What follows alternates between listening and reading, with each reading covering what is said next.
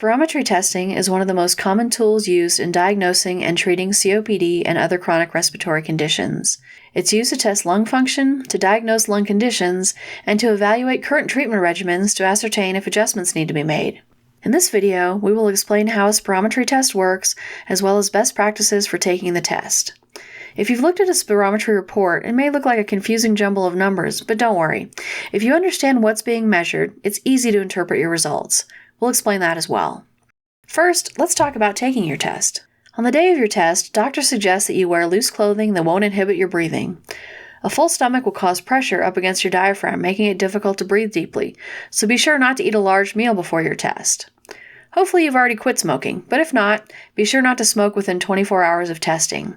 You should also avoid consuming alcohol or caffeine. Studies have shown that strenuous exercise can cause abnormal pulmonary test results, so avoid vigorous activity for at least 12 hours beforehand. A spirometry test involves a machine called a spirometer that measures your breathing volume. You blow into a tube or mask attached to the machine, and it will record the results. The test generally takes place in a doctor's office and can be completed in about 30 to 60 minutes. As the test is being administered, you'll be seated in a chair. The technician will place a clip on your nose to close both nostrils. You'll be instructed to inhale as much air as you can to fill up your lungs. Then you'll either seal your lips tightly around the tube that is attached to the spirometer, or make sure your mask is secure and tightly sealed. Then you'll exhale as hard as you can.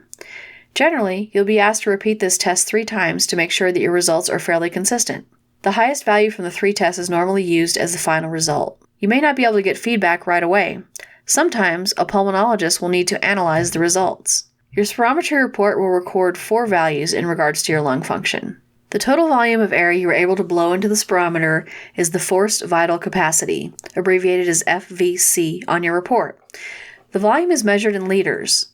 Average normal values for healthy males aged 20 to 60 ranges from 4.75 to 5.5 liters. For females aged 20 to 60, the normal range is from 3.25 to 3.75 liters. The predicted column compares the actual total volume exhaled to the average total volume of those of the same gender, height, and age. It's expressed as a percentage of the average value. Values between 80 and 120% are considered normal. The second parameter measured is the volume exhaled during the first second of exhalation. It is abbreviated as FEV1 on your report. This volume is also measured in liters. For males aged 20 to 60, normal values range from 3.5 to 4.5 liters. For females 20 to 60, the normal range is 2.5 to 3.25 liters. The predictive column is expressed in a percentage of predicted values. Again, between 80 and 120% is considered normal. Anything less than 50% is considered severe. The next parameter is a ratio of FEV1 divided by FVC, which is to say the 1 second forced volume divided by the total forced volume. The measured column shows the ratio and the predicted column shows the percentage as compared to predicted values. The normal range is between 70 and 85%. This measurement is important because obstructive respiratory diseases such as COPD cause difficulties in forceful exhalation. An obstructive condition may reduce the percentages to 45 to 60%. On the other hand, restrictive conditions, such as interstitial lung disease or pulmonary fibrosis, tend to reduce both the FVC and FV1 values so that the ratio remains in the normal zone. This helps the doctor to understand the nature of your respiratory difficulties. The fourth parameter recorded during a spirometry test is the total duration of your exhalation time. This parameter is measured in seconds. 6 seconds is considered a standard duration for these tests for accurate results, so you should try to exhale for a minimum of 6 seconds, even if you run out of breath sooner. Now that you understand what the measurements on your spirometry test indicate, you can better understand how to evaluate the results. First, start by looking at the FVC measurement to see if it's in the normal range. Second, look at the FEV1 parameter to see if it's in the normal range. If both your FVC and FEV1 values are in the normal range, in all likelihood your results will be considered normal and no intervention will be suggested by the doctor. If either the FVC or FEV1 values are below the predicted normal volume, there's a possibility that you have compromised lung function. If your FVC is lower than 70%, it's possible that you have some sort of restrictive lung disease, and your doctor will likely order a full range of pulmonary function tests.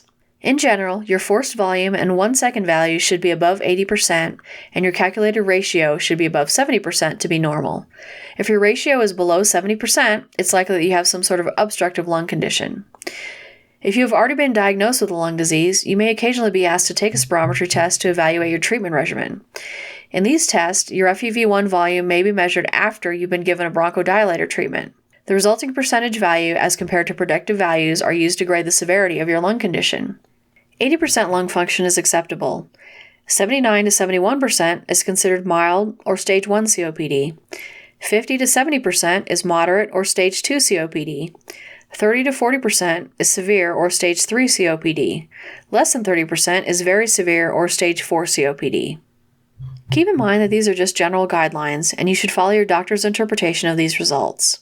Also keep in mind that even though many lung diseases are progressive, and there may be no cure, it doesn't mean that nothing can be done. Learning proper disease management skills can slow disease progression and ease symptom severity. We hope this video helped to take some of the fear and anxiety out of taking a spirometry test and help you to better understand the results. Thank you for watching.